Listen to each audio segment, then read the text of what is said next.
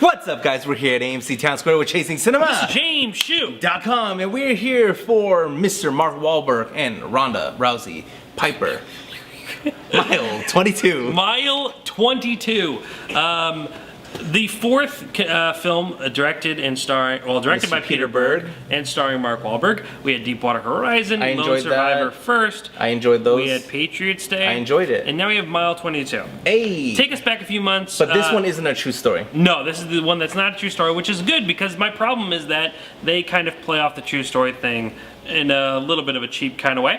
Well, the last one, you really depressed me telling me that they made up that character. Well, they did make up that character today. Yes, that's annoying. Yes, Deepwater Horizon is probably the one that I like the most out of those three, but still not super crazy about them. So already going in, I'm not like wonderfully amazed by this duo. But a couple months ago, we're watching Best duo CinemaCon. Since Batman and Robin? No, not in the least. Sorry. Robin's. Leonardo DiCaprio, Martin Scorsese. Yeah, that's a good one.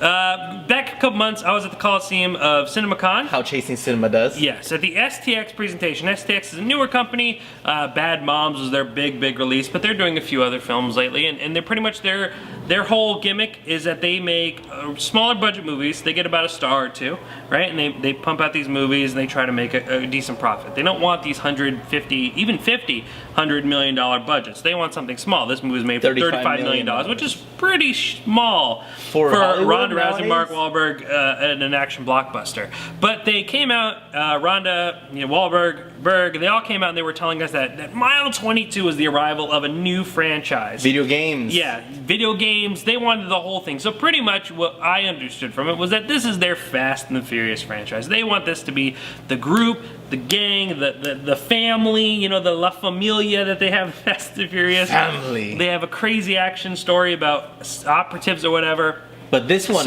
has my boy from The Raid. Yeah. A very talented action choreographer. So hopefully we Is he a choreographer? Yeah, well, he's definitely, he has his whole team. Kind of like Jackie Chan, Jackie Chan has a team. Okay, Yeah, absolutely. They talked a bit about that at CinemaCon. So going in, I'm interested, but, the idea of always building like a multi-movie franchise rather than just making a good movie at first is always a little bit questionable. Yeah, you really are just focus on that movie and then hope people like it. Like, of course, Marvel wasn't like, I guess we should just make one Iron Man, but there is this idea of like you need to kind of really form together something great, and then if you want to go along with sequels. You could end it in a term where you could go that way, but not always. And see, Marvel's different too because they knew they had 75 years of history to and many characters to jump off of. Anyway, sorry. Anyway, Mile 22.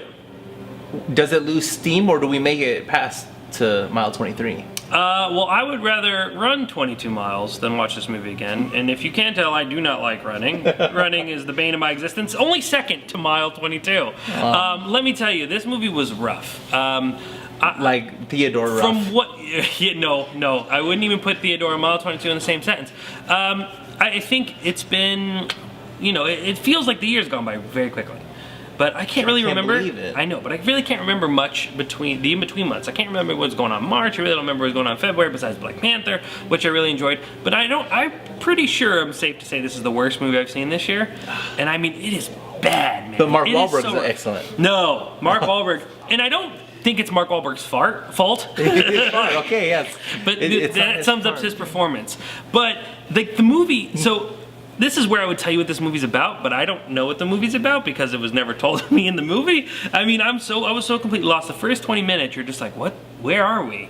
Like, there has to be 2 hours of this movie that hit the cutting room floor. STX was like, no way, you're not releasing this movie. It's too long, so you just need to make it work under 90. So they put 90 minutes of a film in a shotgun, shot it at the wall, and that's how it came out, and that's how they kept it.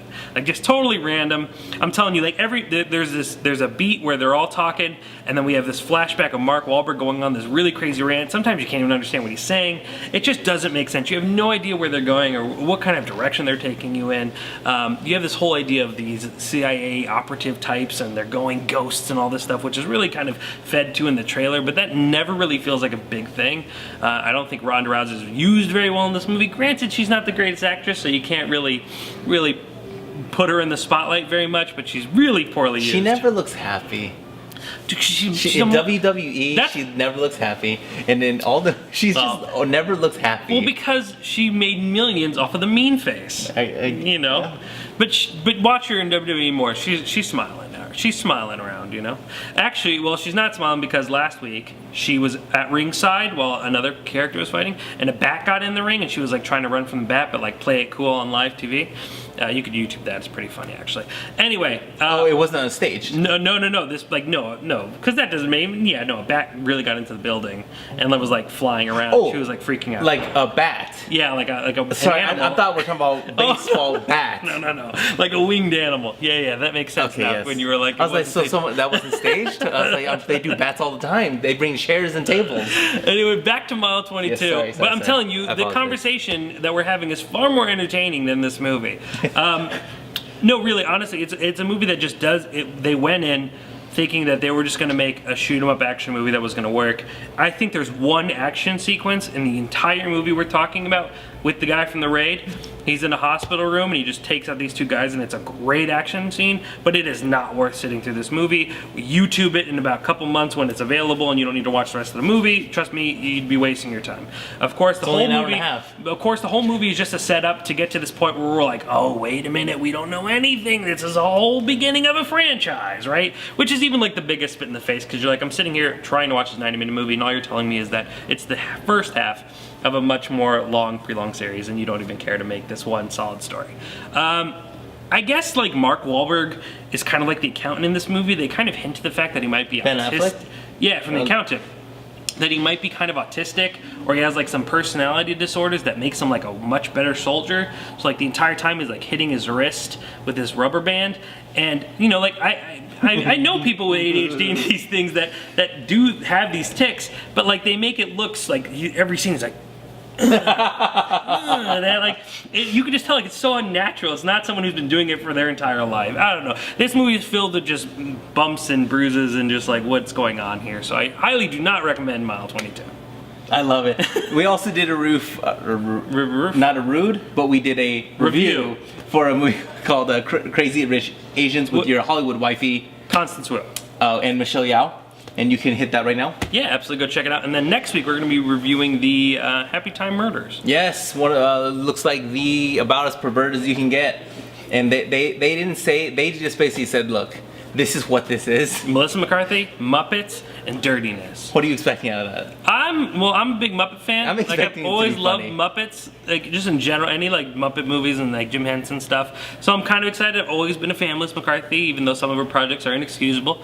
I'm hoping it's good, but I know what time of the year we're in. You know, I know that August. There's always reasons to be a little bit on edge, but I'm hoping whatever it is, I'm sure it's going to be better than Mile 22. I love it. So comment below, let us know if you want to come work.